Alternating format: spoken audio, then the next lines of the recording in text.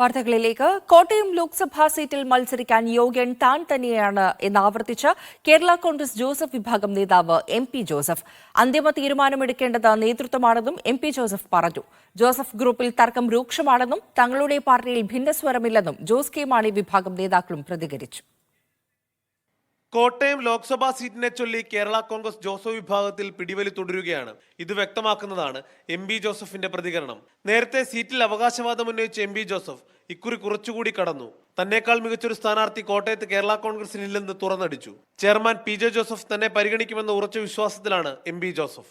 തീർച്ചയായിട്ടും ഞാൻ സ്ഥാനാർത്ഥികളിൽ ഒന്നാണ്, അത് പാർട്ടിക്ക് അറിയാം. പി.ജെ. ജോസഫ് സാറ് സീനിയർ ലീഡേഴ്സുമായി സംസാരിച്ച് ഒരു തീരുമാനമെടുക്കും. ആ തീരുമാനം എടുത്തു കഴിഞ്ഞാൽ ഞങ്ങൾ എല്ലാവരും ഒന്ന് തന്നെയാണ്. യുവ വോട്ടർമാർക്കിടയിൽ IAS ഉദ്യോഗസ്ഥനെ തനിക്ക് ഏറെ സ്വാധീനം ചെലുത്താൻ കഴിയുമെന്ന് അദ്ദേഹം ചൂണ്ടിക്കാണിക്കുന്നു.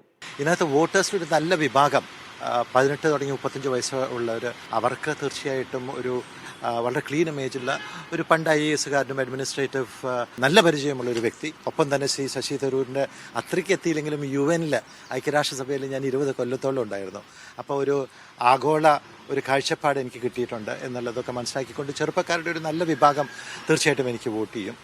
ജോസഫ് വിഭാഗത്തിൽ ഉരുണ്ടുകൂടിയ അഭിപ്രായ ഭിന്നത മുതലെടുക്കാൻ ഒരുങ്ങുകയാണ് ജോസ് കെ മാണിയും പാർട്ടിയും. കഴിഞ്ഞ തവണ സീറ്റിനായി വാശി പിടിച്ച പി.ജെ. ജോസഫ് എന്തുകൊണ്ട് ഇക്കുറി മത്സരിക്കാൻ തയ്യാറാകുന്നില്ലെന്ന് ജോസ് കെ മാണി വിഭാഗം ചോദിക്കുന്നു. ജോസ് കെ മാണി നേതൃത്വം കൊടുക്കുന്ന കേരള കോൺഗ്രസ് എമ്മിനെ സംബന്ധിച്ച് യാതൊരു അഭിപ്രായ വ്യത്യാസമോ തർക്കവും ഇല്ല. അതാണ് നമ്മുടെ പാർട്ടിയെ സംബന്ധിച്ച് ഏറ്റവും വലിയ നേട്ടം. ഒരു കാര്യത്തിൽ മക്കളുടെ തർക്കമില്ല, എല്ലാവരും നല്ല യോജിച്ച മനസ്സോടി പോകുന്ന പാർട്ടിയാണ്.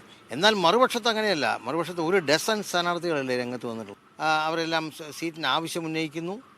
അങ്ങനെ ഒരു വലിയ കലഹം അവിടെ UDF-നകത്ത് ഇപ്പോൾ ഉണ്ടായിട്ടുള്ള സാഹചര്യമാണുള്ളത്. കോട്ടയത്ത് കേരള കോൺഗ്രസ് ജോസഫ് വിഭാഗം സ്ഥാനാർത്ഥിയെ ഉടൻ പ്രഖ്യാപിച്ചേക്കും. ഫ്രാൻസിസ് ജോർജിനാണ് പ്രഥമ പരിഗണന.